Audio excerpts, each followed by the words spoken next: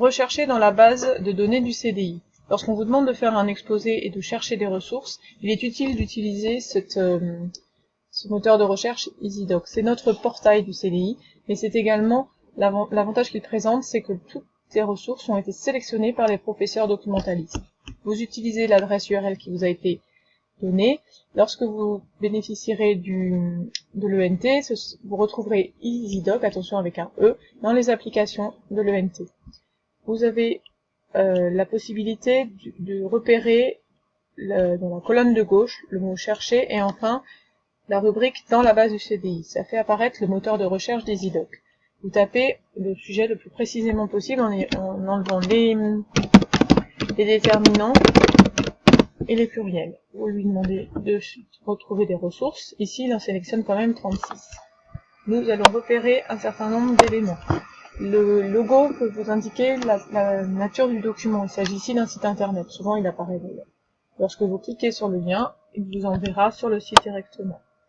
Vous avez également un autre type de logo qui est un magazine. Il s'agit d'un périodique. Ici, il s'agit de Sciences et Avenir. Le titre se repère à ce moment-là. Une information, le magazine il peut être soit existant dans le lycée, soit en ligne. S'il est en ligne, il y aura un petit i de repérage d'Internet.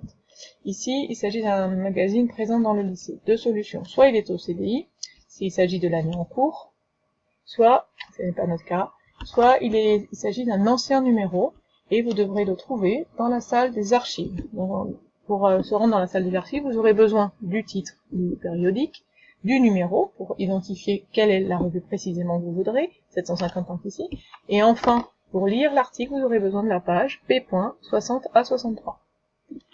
Une autre solution de type de ressources, ce sont des romans. Vous avez ici un petit logo de R et l'information précieuse, la cote. Sur le dos de livre, vous le retrouvez le R pour situer les romans, les 3 premières lettres du nom de l'auteur pour indiquer Jules Supervielle. Vous pouvez, en vous conduisant dans l'espace fiction, retrouver le roman puisque c'est classé par ordre alphabétique. Dernier type de ressources proposées, des documentaires. C'est également un livre, donc le logo se repère ainsi, mais des chiffres remplacent la lettre R pour le roman. Ici, pour le documentaire, vous avez une suite de chiffres. Le premier vous indiquera l'étagère à repérer. De 1 à 9, nous avons les classements par thème. La géographie commence par un 9.